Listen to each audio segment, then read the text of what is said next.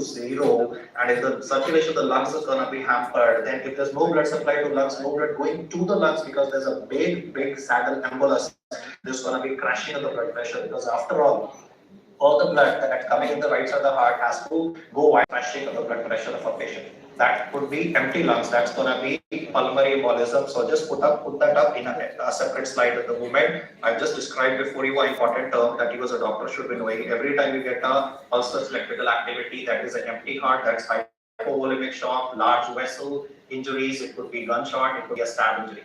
Then is empty lungs. What I mean by the word empty lungs is that a patient of yours could be having a pulmonary embolism. There's a big clot blocking the pulmonary artery. In fact, at this junction, I would like to say that though we are almost through the Delta strain of COVID-19 that was causing mayhem and was causing pneumonia, but I think all of you as doctors are aware of the fact that COVID is a hypercoagulable state. We lost a lot of patients of COVID-19 not because of pneumonia, not because of ARDS. We lost a lot of them because they developed either pulmonary embolism or they developed MI.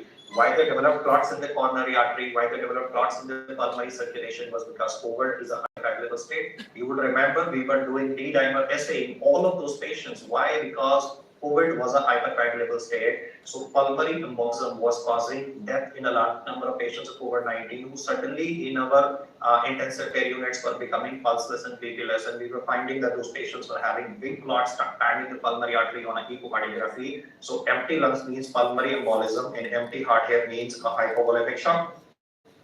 Why this is because these are decisions, these are important, these are treatable. For hypovolemic shock, as I said, you're going to give a massive transfusion to a patient, followed by, crystalloids obviously because blood would not be available in the emergency immediately. But if it's going to be a chap with pulmonary embolism, you're going to do a thrombolysis and you're going to be using L-teplase in a patient. So two differentials of a pulseless electrical activity that every doctor should be knowing is empty heart and empty lungs. That's going to be hypovolemic shock and pulmonary embolism.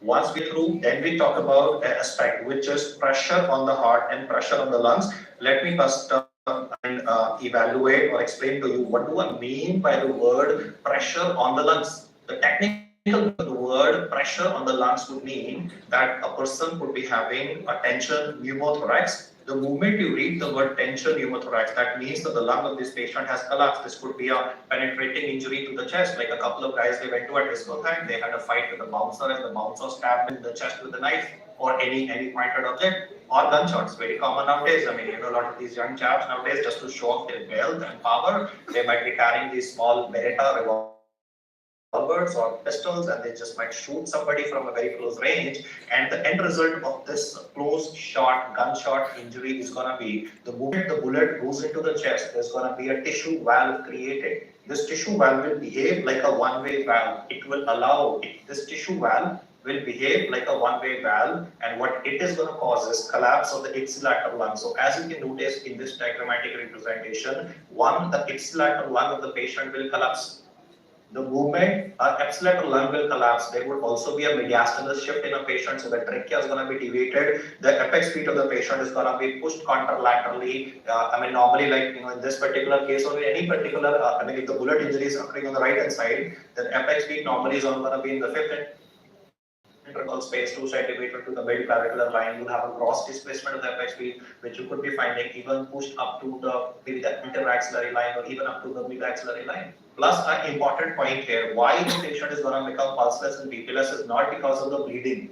Yeah, gunshot injury is going to cause bleeding, but what causes that instantaneous crashing of the blood pressure of a patient is because the positive pressure here is going to crush the superior vena cava. The positive pressure here is going to crush the inferior vena cava, and this crushing of the superior and the inferior vena cava is going to result in a drop in the venous return. I can just say like this, the venous return becomes zero. If the input to the heart is zero, the output from the heart will also be zero, and this will explain why tension pneumothorax causes a pulseless electrical activity, because the heart is beating, but it is not getting blood because SVC, IVC would be compressed. The technical term that I want you to remember at this junction is obstructive shock, and this is again important for any physician working in the emergency room to know, is because of the fact that in obstructive shock there is no role of IV fluids.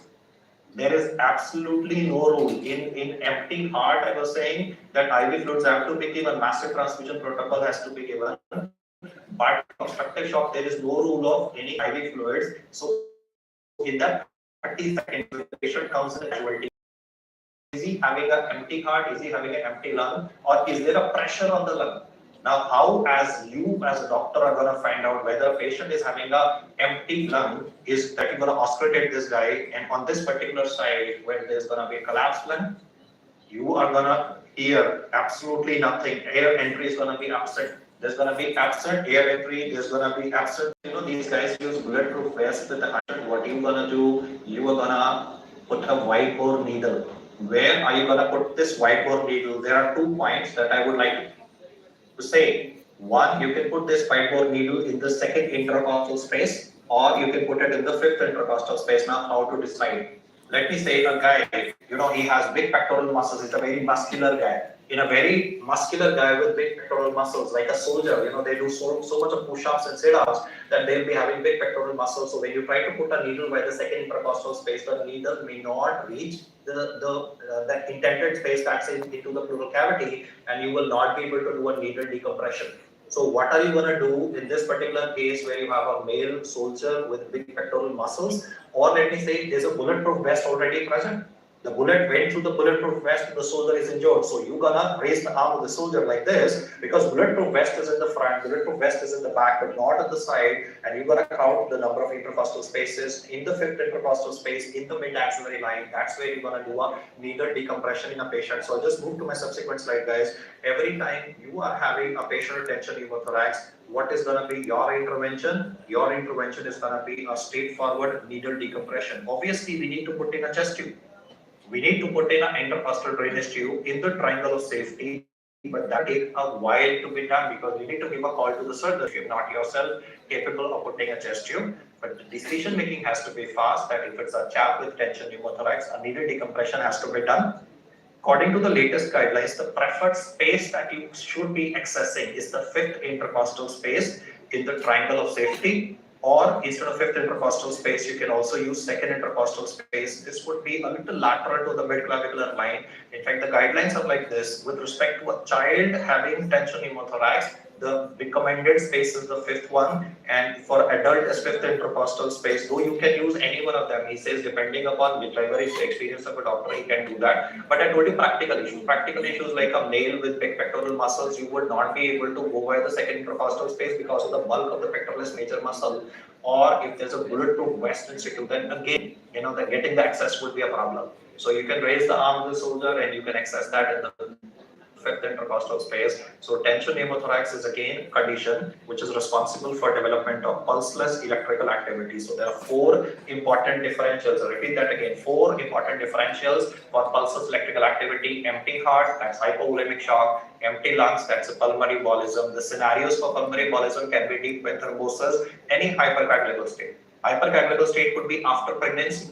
In fact, I can just give an example. Serena Williams, I think all of you follow tennis. Right, Serena Williams, one of the fittest female athletes. She had a hypercoagulable state. They did not mention that in the media report. What is the hypercoagulable state? I suspect it could be factor V latent mutation.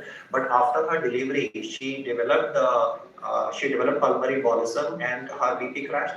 And the doctors in America had to rush to manage a pulmonary embolism. So why I'm telling you that example is because pulmonary embolism can occur just very suddenly in people who look very fit. I give example of the fittest female athlete, tennis player Serena Williams, who post her delivery because pregnancy is a hypercoagulable state. You all know that. So Serena Williams post her delivery, she developed pulmonary embolism. Though they were obviously able to take good care of her, but what I'm trying to tell you here is that pulseless electrical activity is something that can occur anytime in career of any doctor. So every time you are in a casualty, you're getting a crashing patient. Apart from these, told 3 differentials have been taught to you.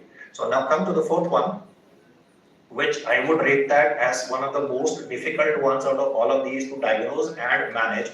That would be pressure on the heart. So before I write down the condition that is going to put pressure on the heart, I want you to memorize these facts once again with me. Empty heart, hypovolemic shock. Empty lungs means pulmonary artery is blocked, that's a saddle embolus, pulmonary embolism. Pressure on the lung from outside, positive pressure, tension pneumothorax. The fourth differential, the last one to be remembered, guys, is pressure on the heart, and this pressure on the heart is gonna contribute, or it's gonna be caused by cardiac tamponade. Cardiac tamponade is again common in India and in Southeast Asia because people drive cars without seat belts, and most of the time the cars that are available in our country, lots of time they do not have airbags. I mean, abroad it would be criminal for any company to be able to sell a car without an airbag. But in India, you will notice, or in Southeast Asia, you will notice that companies are charging a premium for the airbag. So people tend to purchase the lower model, which is without an airbag, just to save a few thousand rupees. But they pay a price for this because if there's going to be a car accident, if a guy is not using a seat belt, if in any case of a car crash brought to a casualty, if the seat belt was not being used by the driver, I want to tell you the fact that as little as 60 kilometers per hour, as little as 60 to 70 kilometers per hour, if the brakes are applied suddenly, the momentum would be such that the chest will move with the speed of the car and can slam into the steering wheel, and this can result in cardiac tamponade. So I'm not talking about those fancy, Porsche or Corvette kind of a car. I'm not talking about those cars that you see in Fast and Furious movie with all the safety features present. I'm talking about something very primitive, very basic, a Maruti 800, a Maruti Alto, all those common models, Suzuki, in Pakistan would be selling those models which do not have safety features. Same in India. They'll sell those, Maruti Suzuki will sell those models which are going to fail the safety features, and this is going to contribute to a lot of time and because lots of time on our highways, there's going to be the illumination of the highway is not going to be perfect. So there could be a truck stuck up bang in the middle of a highway. This guy is driving fast, 70 kilometers per hour. He doesn't see that truck bang in the middle of a highway. He rear ends it. The chest goes into the steering wheel, and that can result in cardiac tamponade. The patient will become pulseless and BPLS, and this patient obviously will require an echocardiography for evaluation. But what are you going to do with this guy? You're going to do a quick echocardiographic guided pericardiocentesis, and that should be able to save a life. So my objective of today's discussion was mainly to sensitize you to what exactly, though there are a lot of steps in ACLS, I've not gone into those steps. I first want you to get into the thought process of what could be wrong. Why is the patient pulseless? So what you have learned today is one reason why a patient is pulseless is because this guy goes into asystole. There could be various reasons for a guy going into asystole. He could have had a myocardial infarction. Myocardial infarction could have resulted in ventricular fibrillation. Now, for some time, myocardial infarction, so common in Southeast Asia, is going to trigger a ventricular fibrillation in a patient, and right before your eyes, a patient is going to collapse. So, what I have shown here before you is a VFib, then there's a development of an asystole, so we have a proper management for it. But this particular chart, guys, I want you to remember in your mind a mind map that is to be created for any crashing patient. What are the 5 differentials that are to be remembered? It could be asystole, it could be a hypovolemic shock, it could be pulmonary embolism, tension pneumothorax, or it could be a cardiac tamponade that is occurring in a patient. And I think if you get these differentials right, then at least some chunk of advanced cardiac life support. CPR we all learn back in medical, they teach us about chest compressions and rescue breaths, so I didn't talk much about it. I didn't talk about adrenaline. Yeah, obviously, adrenaline is important. I didn't talk much about amiodarone, lignocaine, all those drugs. You guys are studying that in pharmacology as well. But what I'm trying to focus here is those core issues which are missing in the thought process. Because when you're giving chest compression, you are having so much of sympathomagnetic stimulation yourself. You are all pumped up in trying to save somebody's life that our brain tends to become a little frozen, and that can result in a possibly manifestation. I can just quickly take a picture. I would really love that. Request the host to send me across a picture of all the brilliant, lovely doctors that I'm interacting with today. Okay, coming back to the core issue. Nice if you can just send me maybe a 15-second clip of these young doctors who have decided to not scroll on social media but come and listen to old man and listen to the technical aspects that I'm trying to explain. And these are the 5 every time you're going to be dealing with a crashing patient in your casualty, and the couple of steps also that I will implement given to me at the moment. And Dr. Safirullah, thank you so much for giving me this opportunity for interacting with these young doctors, and I'm really, really thankful to a lot of hard work that you have. I may not be knowing all names of what. Thank you so much, sir, for joining us here. All the students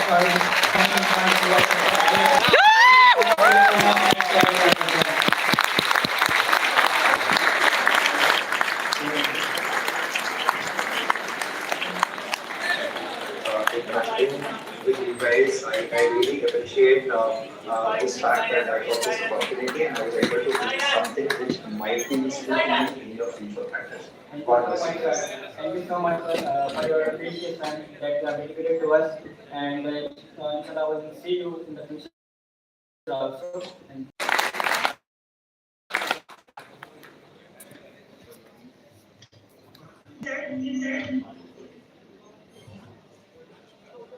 so this was Professor Dr. Deepak Marwah, the one who doesn't need any introduction. We all are aware of him, the prep ladder faculty academician, founder of Deepak Marwah Medicine app, of Deepak Marwah Medicine book, Maulana Azad Medical College, All India Institute of Medical Sciences, AIMS, and he spoke about the recent guidelines and updates on advanced cardiac life support.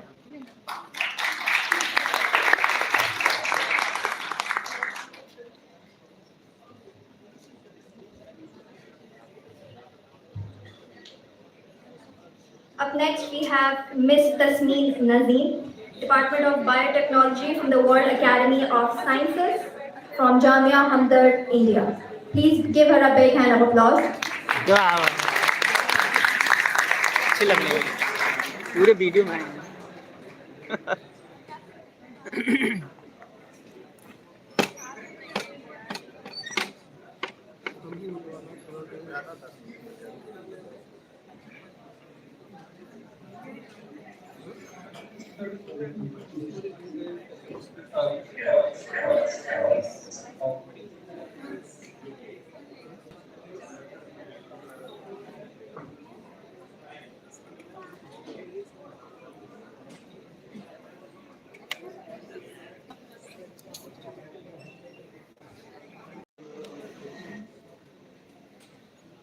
Hello everyone.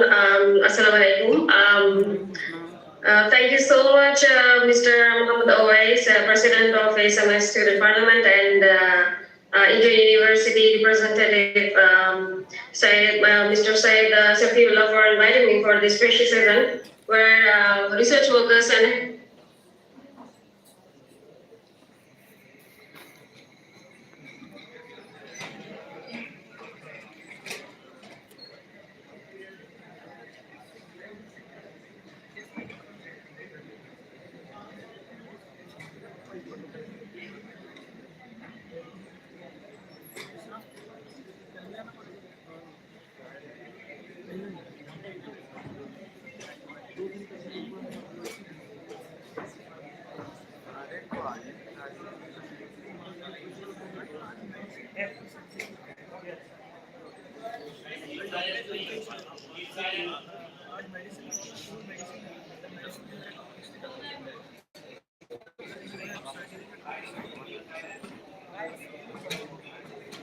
some of the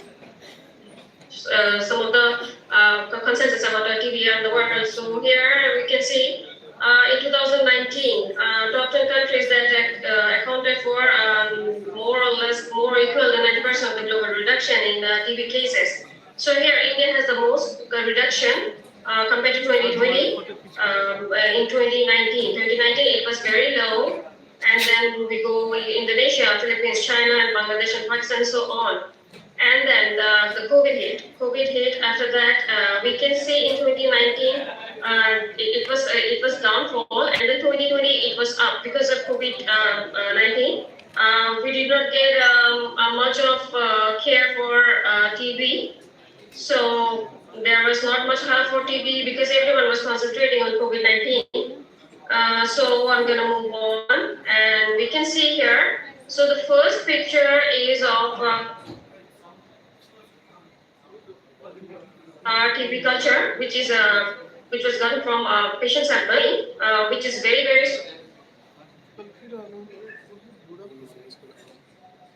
small in size, which is magnified in this side up to, let me just shift this piece. Okay, this is magnified up to 15,000. So we can see rod-shaped bacteria. The yellow coating is of waxy mycolic acid, which helps them to come together. And later on, this is detection staining we do to distinguish Mycobacterium tuberculosis from E. coli bacteria. The blue picture, the blue stain you can see is of E. coli, and the red rod shape is of Mycobacterium tuberculosis. That's how we can confirm that a patient sample can contain or contains Mycobacterium tuberculosis bacteria. And later on, this is a whole procedure of Mycobacterium tuberculosis infection in human. So here we can see the bacteria is being inhaled through nostrils or through mouth cavity, and then it goes to your lungs, and it can go directly to the alveolar. Alveolar, we have different types of immune cells, phagosome, dendritic cells, monocyte, and everything, which get activated with because of the presence of the bacteria, which acts as an antigen. So now, after that, those cells get matured or differentiate, and then gets activated to show some inflammation. And then later on, it forms different types of inflammatory cells form granuloma, so that they can capture the bacteria inside, and it forms a cellular granuloma. After that, the necrosis happens, so which can cause the rupture of the granuloma, and the bacteria can go directly to the bloodstream. So now, I'm sorry, this is a blurred picture because I couldn't get the color right. So here we have different types of strains which are now present in human, which are being infected rapidly in the human host. So first we have monoresistance, which is resistant to a single drug. The antibiotics. The antibiotics a doctor can prescribe should be